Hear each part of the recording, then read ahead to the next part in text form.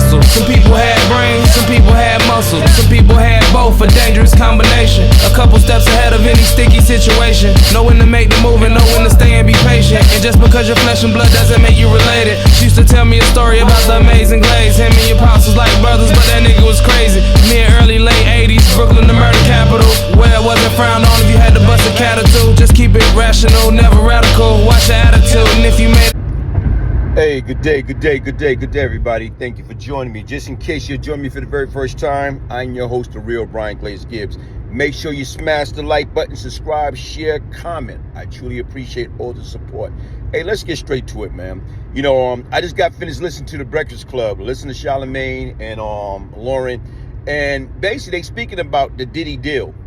And right now, was something slipped out about Charlamagne say he heard that they offered Diddy 5 years. Very interesting. Then you got Vlad. Vlad say there's a rumor Diddy may take 5-year plea deal. He's facing 20 years if found guilty. Should he take the deal?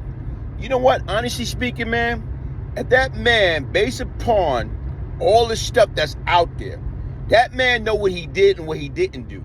Okay? And if he got the opportunity to take 5 years and get a chance, he'd be out by Christmas of 2028 at 59 years old. To me, like I say right now, Wiz, it's up to him. You worrying about what people gonna think, what people gonna say, you're not guilty of this, you're not guilty of that. Guess what?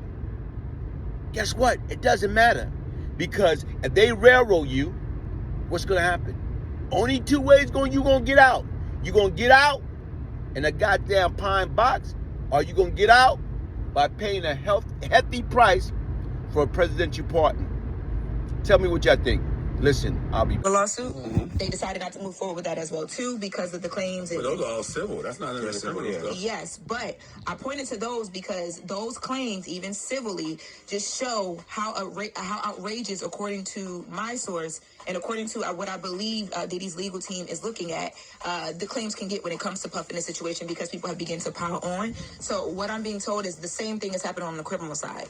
And on top of it happening on the criminal side, there's no evidence allegedly to back up the piling on of these different things. So Puff is saying he wants to go to court, he wants to fight it. Listen, I don't know what's true and what's not true, but Diddy also told us the Cassie stuff wasn't true. Yes, 100%. Okay, but then that turned out to be, a complete lie. So I have no idea. Because like to your point, the Diddy situation has been so muddy because of a lot of these civil cases and a lot of these things that are flooding the internet. That's not what he's on trial for. Exactly. Right. Yeah. He has to fight it. Yeah. I can't see him not even taking it a plea. He has to fight it. Well, I will say, too, even with the plea isn't because they feel like the prosecutors don't feel like they don't have a strong case. You do that just, by operation, because if you don't do it, Diddy could come back after he's convicted, if he's convicted, and say, yo, they didn't have my best interest in mind, so I need to appeal this, because if they had my best interest, they wouldn't want me to just sit in jail. They would have helped me catch a break through a plea deal. Maybe. Yeah, because I think they would really, if they have everything that they say they have, they would really try to lock Diddy up for a long time and embarrass the ish out of them. They're trying to. But I don't think they would offer them a plea, in my opinion. So, I will say normally and most typically in a court case, especially this high stake, that's what you do. It's literally like a protection. It's like, let me get this out the way and offer it. We know he probably won't take it, but let's just do it so that we can check this box real quick. And listen, I don't know anything about the law. I am not a lawyer. And I know Brian Steele just came on the case, but the lawyers that he was with this whole time that couldn't even get him a bond, are they still around as well? He got rid of them. Some of them are. Some of them are. I wouldn't trust the same lawyers who can't even get me a bond to, win a trial for me. But I also don't know how much influence the lawyer has on whether or not their client gets a bond. Yeah, I mean, I get what you're saying. I think, though, because he has so many different counsel and then he has Brian Steele that just came on as new, the team seems like they'll be a little bit more refreshed because it's different conversations, different leaderships or leadership in the situation now. What is the plea deal? That's what I want to know. I want to know what he turned down. I don't know exactly what he turned down yet. I just know what it was leaning toward, and from what I'm told, that was Puff's legals team. Like, that was the biggest thing for him, is like, there's so much in here that is not true and they can't prove it because there's no evidence because it never happened. We are not going with that. Yeah, forget all that, but what was the time? Because I read somewhere, and I don't know if this is true, somebody said 5 years.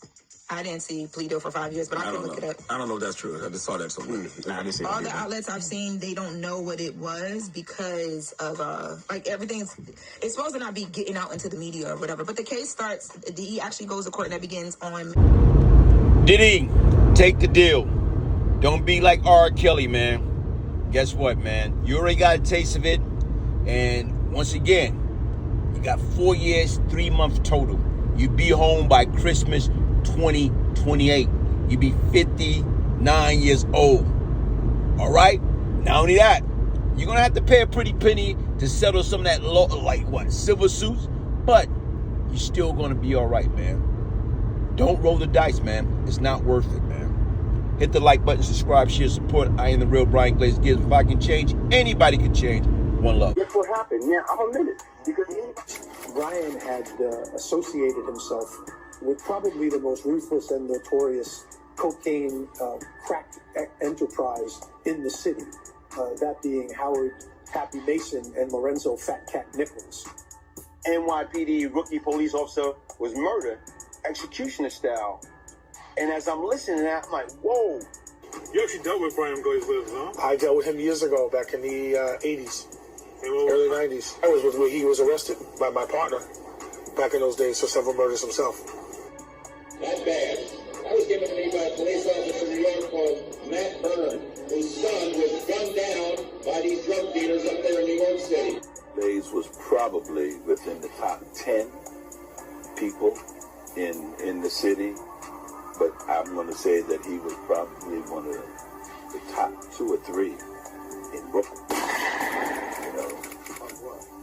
Drug dealers, and controlled the drug organization. And you know what I did? When I got the phone, I told my man, the next time we see him, he's out of here. Yeah. Less than 12 hours, that nigga was dead. Yeah, Is this the second person you murdered?